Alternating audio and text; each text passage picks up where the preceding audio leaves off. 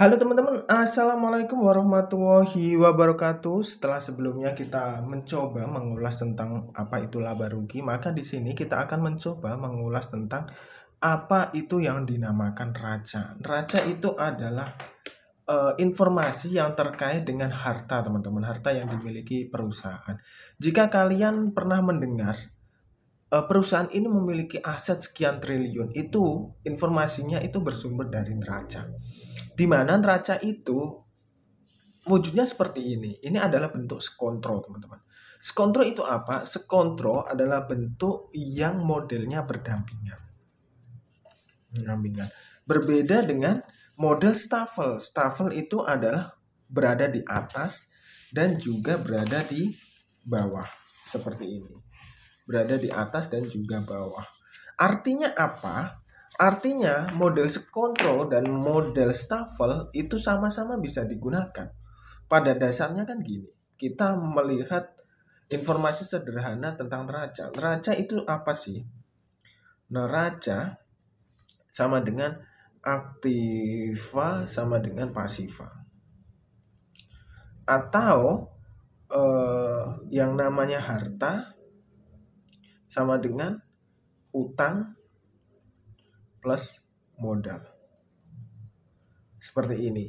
Berarti kalau model skontro itu berdampingan, maka modelnya adalah seperti ini, teman-teman. Berdampingan. Maka neraca kalau skontro itu sama dengan di sini ada aktiva, terus di sini ada pasiva. Di sini ada harta, di sini ada utang, modal. Seperti itu. Nah, bagaimana dengan yang stafel? Stafel itu modelnya gini, di sini aktiva, terus di sini pasiva. Atau di atas adalah harta, di bawah adalah utang plus modal.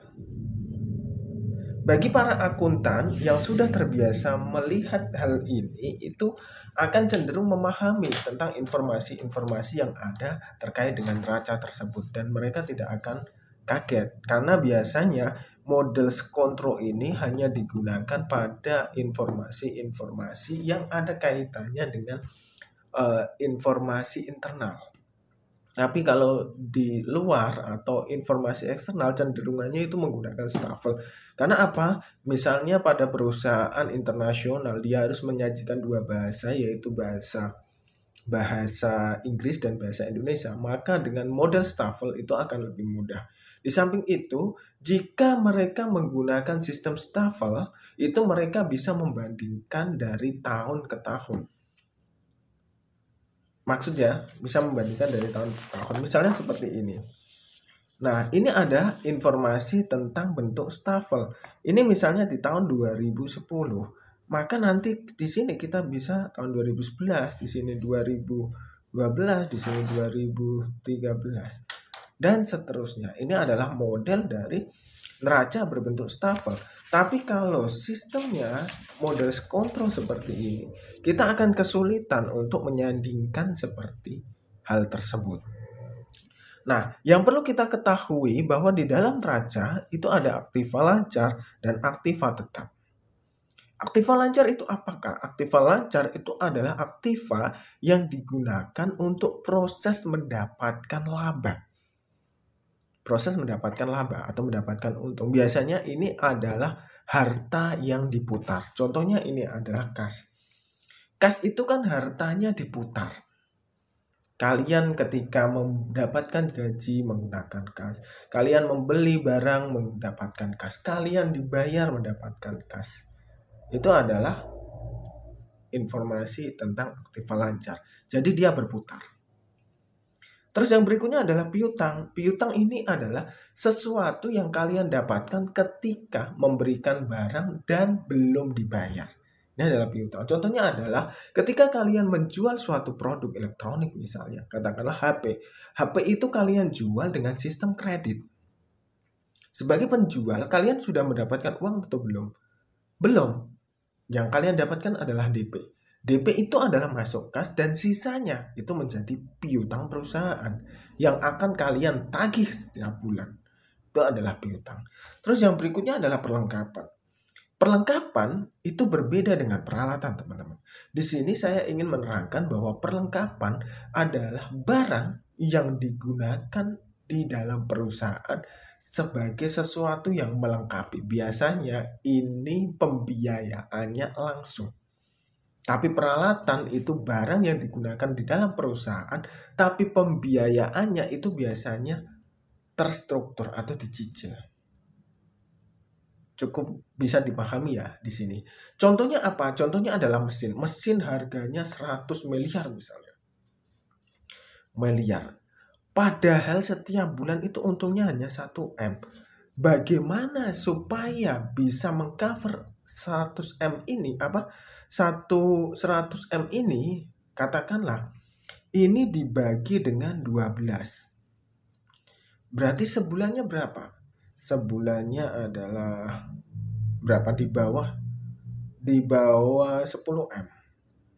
Masih tidak jalan. Nah, berarti dibagi 100 bulan misalnya. 100 bulan. Berarti 1 bulannya 1 M. Nah, ini baru bisa digunakan. Seperti itu, teman-teman. Itu biasanya nanti pembiayaannya dicicil. Nah, gimana cara mendapatkan mesin ini?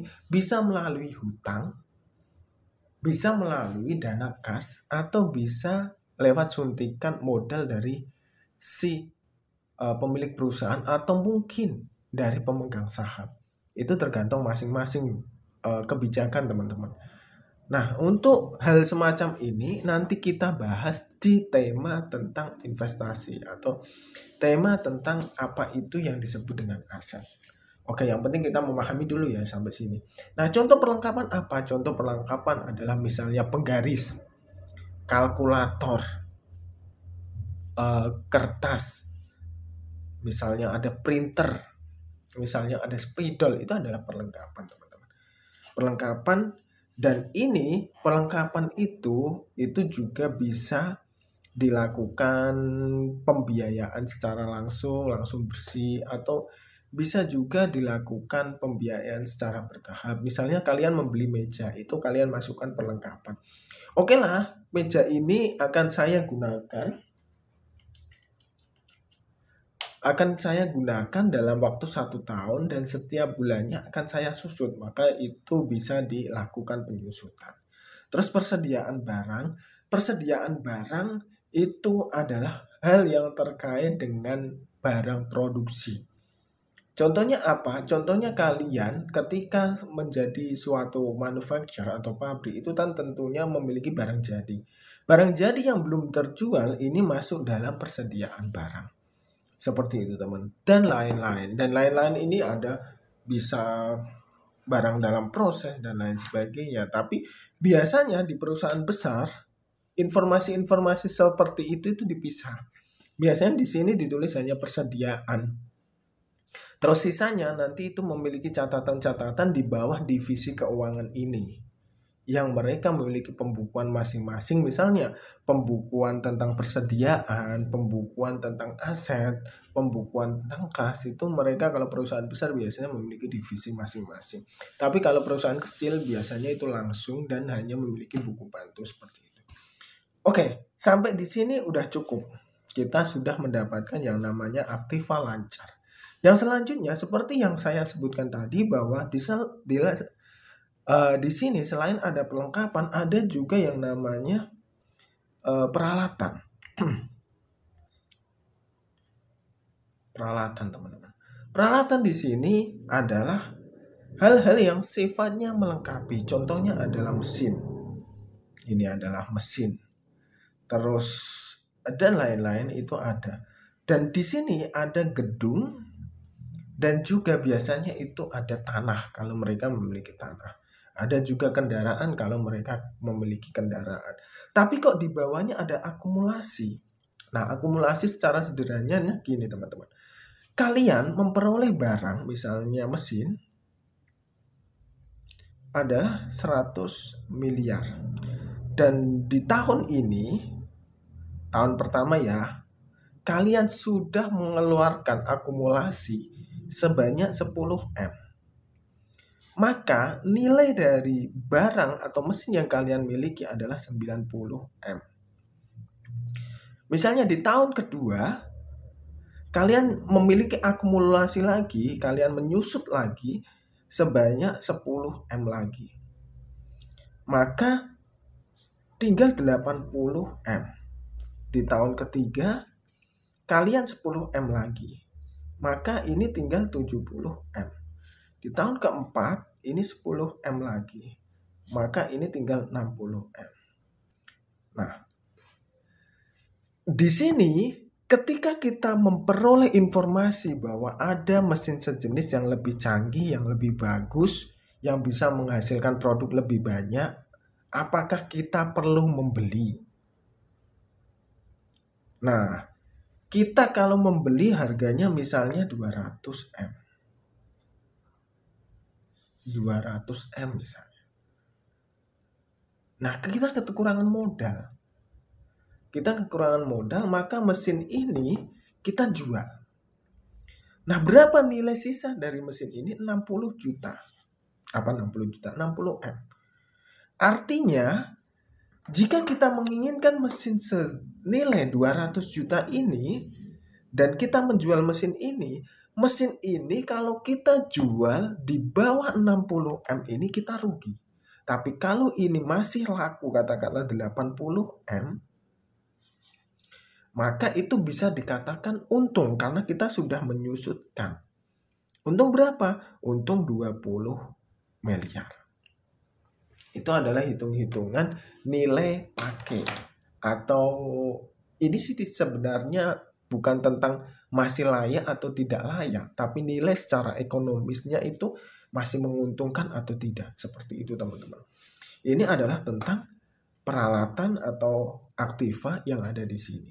Terus yang berikutnya adalah pasiva. Pasiva itu yang atas itu cenderung kaitannya dengan hutang. Hutang di mana di sini ada dua model hutang. Hutang itu ada hutang jangka pendek dan hutang jangka panjang. Contoh hutang jangka pendek itu apa? Hutang jangka pendek misalnya kalian membeli produk kepada supplier untuk bahan produksi. Itu adalah hutang jangka pendek. Kenapa? Karena kalian mesti disuruh membayar kurang dari 1 tahun. Bisa itu 1 bulan, 2 bulan, 3 bulan. Tapi ketika kalian hutang kepada bank, itu biasanya kan lebih dari 1 tahun. Maka hutang kepada bank inilah yang dijadikan sebagai hutang jangka panjang. Cenderungnya itu. Walaupun kepada bank, kalau hutangnya biasanya di bawah 1 tahun, kategorinya biasanya dikategorikan sebagai hutang jangka pendek. Seperti itu teman-teman. Tapi kembali ke kebijakan masing-masing. Terus di sini ada hutang usaha, hutang gaji dan lain-lain. Hutang gaji itu apa? Misalnya kalian memiliki project. Project itu kalian akan membayar ketika project selesai dengan termin. Termasuk karyawan-karyawan yang harus digaji. Supaya kalian bisa menghitung laba atau rugi, maka kalian harus mengeluarkan nilai hutang. Artinya kalian mengeluarkan nilai hutang itu sebagai hutang gaji. Agar kalian bisa mengetahui misalnya biaya gaji, terus yang dikeluarkan adalah hutang gaji, kan gitu. Terus yang lainnya adalah hutang jangka panjang. Ini di sini ditulis ada hipotek, obligasi dan lain sebagainya. Terus yang selanjutnya adalah modal. Modal ini bisa modal pemilik, bisa modal investor dan lain-lain. Tergantung dari perusahaan masing-masing, termasuk perusahaan yang bisa mendapatkan modal investor atau tidak. Kalau biasanya dia menjadi perusahaan yang mendapatkan modal dari investor, di sini biasanya akan dicatat. Dan juga biasanya ada catatan nilai sisa dari pendapatan musim lalu atau tahun lalu jika dia belum diambil. Tapi kalau sudah diambil maka di sini biasanya tidak ditulis. Atau jika ada kebijakan untuk dimasukkan ke dalam modal pemilik, maka ini akan dimasukkan ke dalam modal pemilik. Seperti itu teman-teman. Semoga bermanfaat dan sampai jumpa di video selanjutnya. Wassalamualaikum warahmatullahi wabarakatuh.